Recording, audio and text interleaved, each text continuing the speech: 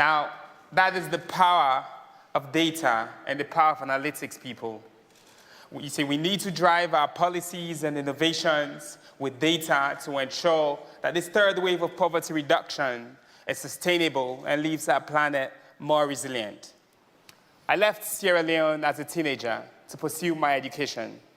14 years later, with a PhD in biomechatronics and a young family, I moved back home at the call of my president, His Excellency Julius Maada, to be part of something audacious, the creation of Sierra Leone's Directorate of Science, Technology, and Innovation. Now, Sierra Leone is known for a complicated set of socio-political challenges. It's a post-Civil War and post-Ebola country of rapid population growth. Now, this complexity is why our government has opted to make Sierra Leone a blueprint for global development through innovation, with a focus on education, human capital development, effective and efficient governance, accountability and transparency, national environmental resilience, economic diversification, and investments in science, technology, and innovation as key drivers for delivery. Now, to discuss the commitments our government is making and the impact we're striving for, and to have a conversation with Bill about how the ideas he expressed can work on the ground, I have the honor to welcome to the stage the President of Sierra Leone, His Excellency Julius Maada.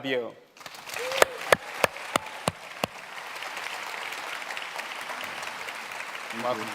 Welcome. How are you?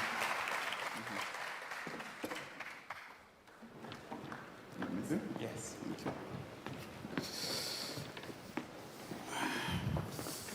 President Bill, welcome.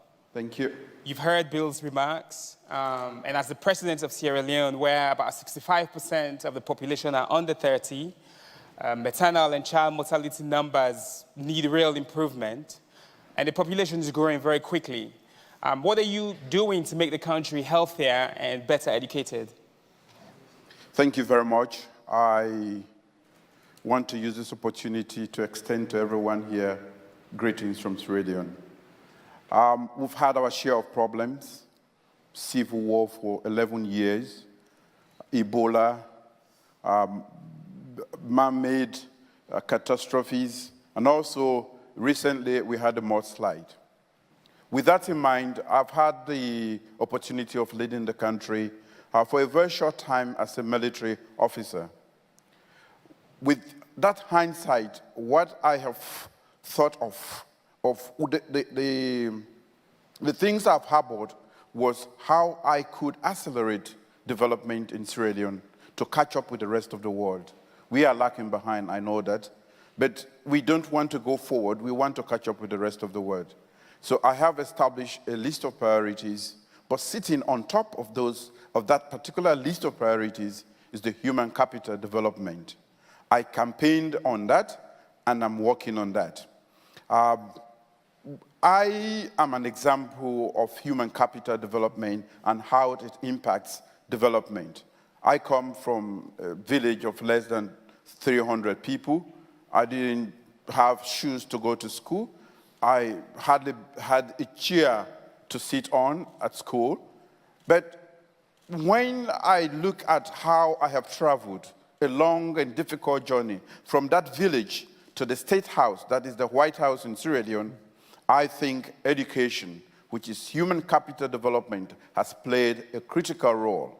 And why do I say so? Because my mother, I lost my dad at the age of 4. My mother could not read or write, but she understood several years ago that developing the human capital is the most important assignment she had in order to make a change in this world. So she kept me in school, and I did my primary school and secondary school in Sierra Leone. I was fortunate to come to the United States, where I did my first and second degrees. And I said to myself, I'm going to change Sierra Leone. I started first with a business, and I ended up just employing 1,000 people. I said, this is not enough. This is not what I want to do. I have earned my degrees in one of the best countries in the world. I have to change Sierra Leone. The audacity that I wanted to do, I could not do as a businessman. So I decided again to try politics. It was quite difficult. You can't do politics without money, and I didn't have it. So the capital for politics anywhere in the world is the people. The people are the ones that make the decision as to who leads, especially in a democratic dispensation. So I got around and got a message for them that resonates very well with them and sits very well with everybody. I want to develop this country, but I know that development is about people and it's for people. Therefore, you cannot develop a country if you do not develop the human capital. Development itself, as we all know, we are grappling with that around the world. We are crunching statistics every day. We change paradigms on a daily basis. We have tried several theories that have failed. How can somebody who does not know numbers engage in that? How can we sustain development if we do not educate first the most important resource we have on earth, which is human capital? So that's people and education are your priorities in this case, human capital and free quality education. And Bill, you've just heard what President Bill's priorities are. As the world's chief innovation officer, what current technologies and innovations are you most excited about that will help transform societies in countries like Sierra Leone? Well, there's so many things we need. We need a vaccine for HIV, for malaria, and we're hard at work on that. We need better seeds, better food fortification to deal with the malnutrition issues so these kids are ready to be educated. Another whole category that I'm fascinated by is taking the digital tools to track activity. So can we see, is the teacher showing up? Can we see whether the kids, their learning is improving? Can we see if the vaccines are in stock and immediately take action if it's not there? Even at the top level, can we take the government budget, both the domestic resources and the donor money, and track it better so there's a real sense of where did this money have a strong impact, where did it not? So I think digital visibility on all these different services will help us to find the people who are doing it well, to spread best practices, and to make sure that people have a sense that the government is learning and constantly improving. So that's a kind of a new category. Young people in each of their countries will have to think about what does that look like. But if we can improve these systems, health and education systems, through digital tracking, including the money getting to the right places, I think that alone would be a gigantic innovation. President Bill, why now? I mean, what is it about the state of the world and where Sierra Leone is at this very moment that makes you believe that focusing on human development is the right path to take? Like I said earlier, the human resource is the most important resource that we have in the world. And any attempt to embark on development without first going back to the human resource will never work. All the countries in the world that have advanced in the past couple of years, from the examples we saw, are countries that are investing and continue to invest on human resource. I believe that through technology, again, I want to say thank you to David, who accepted my invitation to go back home from IBM.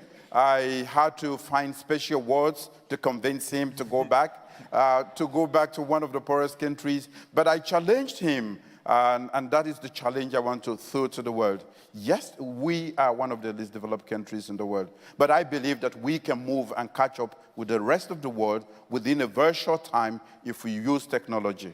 As you were saying, Bill, the education project, which is my flagship project for the government, what I want to do is to really, already I've declared free education, but I want to make this free education from primary school to secondary school not only free or accessible, but also quality that is competitive around the world.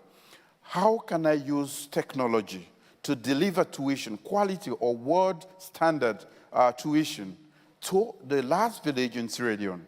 We have started the process, But we need the technological infrastructure to be able to deliver quality. I believe that the last boy or girl in the village getting the same quality tuition like those in the United States can perform very well. I believe in that, and that is why I, from a very poor home, that is how I got to sit by you. And I believe that we can move a lot of other people. Why free education?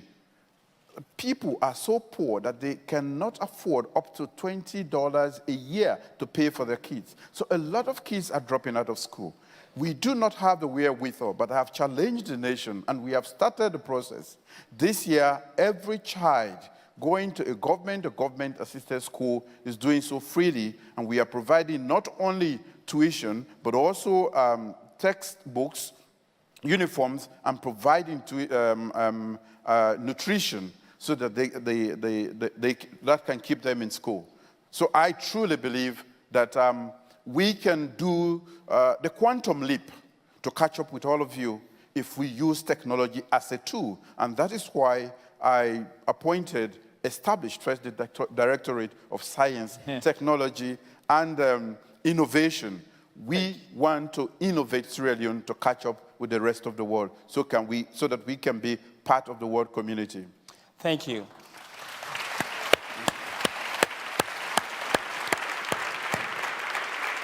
Bill, you get the last question. How do you want people to respond to what they hear today? Now, there are lots of people who are in the room, and many young people who are viewing this live globally, watching this session. What do you want them to do now? How do you want them to respond? Well, this week is a special week in the year where we really do focus on these broad goals and where we look at what the challenges are. I think in response to that, people going and visiting, going to Sierra Leone, seeing what's there, thinking about their personal capabilities, their institution's capabilities, say their university or their hospital, can they be paired up with an institution in Africa to spread those best practices? For people who are lucky to have a great education, the idea of doing like you're doing, going back, diving in, helping out, modernizing these systems, seeing new opportunity. That's the type of engagement we need, and we need it on a very big scale. I do believe that innovation is key here, but only if that innovation focuses on this big gap. The numbers look very, very daunting, but we need to engage ourselves and surprise the world on the progress we make. You've heard it, people. Thank you, President Bio. I look forward to working with you to truly make Sierra Leone an example to the world of how innovation can help us achieve the Sustainable Development Goals. And Bill, thank you very, very much. Thank you. Thank you. Thank you, sir. Thank you, sir.